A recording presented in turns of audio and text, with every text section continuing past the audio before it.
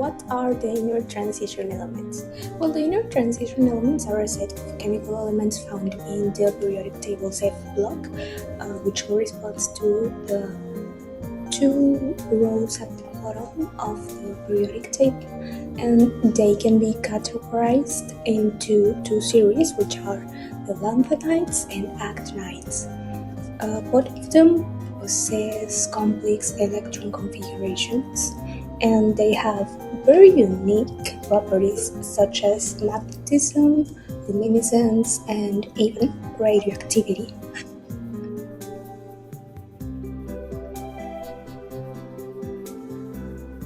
The reason they are called inner transition elements is because the electrons are added to an inner energy level instead of the outermost level like in other elements. The word transition refers to this gradual filling of electron orbitals, while inner means that this happens in an internal shell of the atom. And also they are called like that because they have some transitional properties between the S block and D block elements.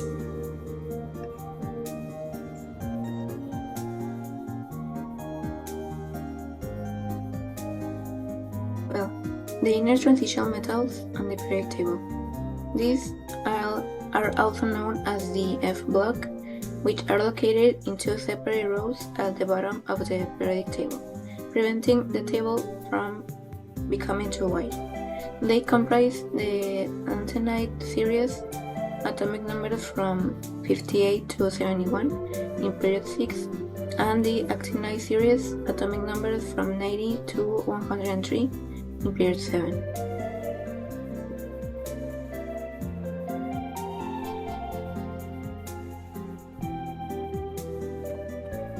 Both families are silvery electropositive metals reactive with oxygen, water, and acids. Lanthanides are soft, conductive, often magnetic, and chemically predictable with a dominant positive 3 oxidation state and mostly ionic complex.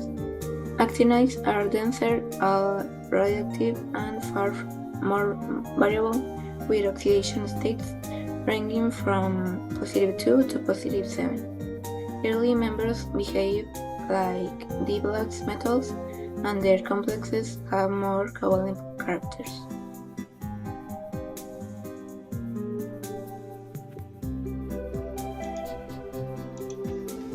Well, and now some interesting facts about inner transition elements. First, many actinides do not exist naturally in significant amounts. Elements like neptunium and plutonium are mostly produced in nuclear reactors.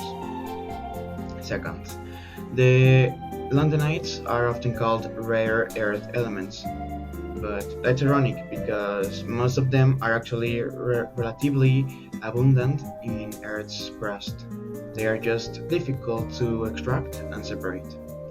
Third, inner transition elements played a major role in the development of nuclear energy and technology during the 20th century, especially around the time of the Manhattan Project, in case you watched Oppenheimer.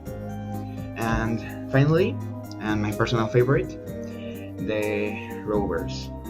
The Curiosity rover uses a radioisotope thermoelectric generator, or RTG, powered by plutonium-238. That's an isotope of plutonium, an actinide element related to uranium. Instead of solar panels, it converts heat from radioactive decay into electricity, allowing it to operate day and night on Mars, even during dust storms.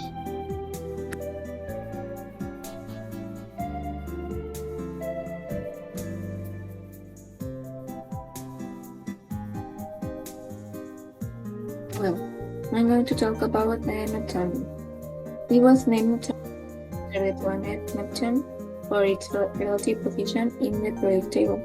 Next, after uranium, as the planet Neptune is one beyond Uranus. It was discovered by Erwin Macmillan and Philip H. Abelson.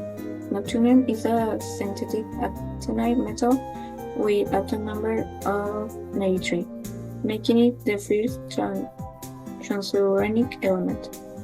This element is characterized by its cellular appearance, high density, and remarkable periodicity. Neptunium exhibits several fission states, which contribute to its chemical reactivity and the different colors it displays in solution. Neptunium is highly radioactive and toxic. Exposure can be dangerous because it can accumulate in bones if it is inhalated or ingested. It may increase the risk of cancer due to the radiation exposure, and long-term exposure can damage internal organs. In industrial or practical applications, it was used in nuclear reactors as part of nuclear fuel cycles. It was important in the production of plutonium-238 for space technology, and it was studied for radioactive waste management and nuclear science research. Well, and now uranium. Uranium has an atomic mass of 238.029 and has the atomic number of 92. The origin of the name, well, it is named after the planet Uranus, which had been discovered only a few years earlier, in 1781. The naming followed a pattern of associating new elements with celestial bodies, and well, uranium was discovered in 1789 by Martin Heinrich Klaproth, a German chemist. He identified uranium while analyzing the mineral pitchblende, so it was later isolated as a pure metal by Eugene Melchior Peligot in 1841. Some negative health effects is that uranium is toxic to kidneys when ingested in significant amounts, and its radioactive properties can damage cells and increase cancer risk with prolonged exposure. And now, the main functions, uses, or applications. Well, the most important and my favorite, electricity generation. Well, uranium is the main fuel in many nuclear power plants, but it also has some military applications with the same principle of the nuclear energy, nuclear fission. They enrich uranium and can be used in nuclear weapons.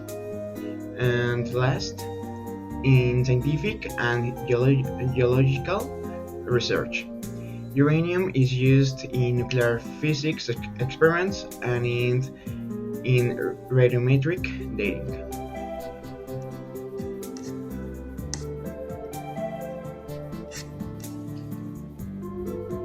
The last element we are going to talk about is thorium. So thorium was discovered in 1828 by the Swedish chemist Johannes Jacob Berzelius during his analysis of a new mineral that was sent to him from Lofoya Island in Norway. Thorium receives its name after Thor, the Norse god of thunder. Now, some uses for thorium. The thorium is mainly used for nuclear energy. Actually, China has started experimenting with thorium molten salt reactors, which could be safer and produce less radioactive waste than traditional reactors. It is also used in high temperature ceramics and in gas lantern mantles. And some health effects of this element, well, thorium is a radioactive element, and because of that, long-term exposure to it can cause genetic damage and increase the risk of cancer and lung diseases. And yeah, that's all for thorium.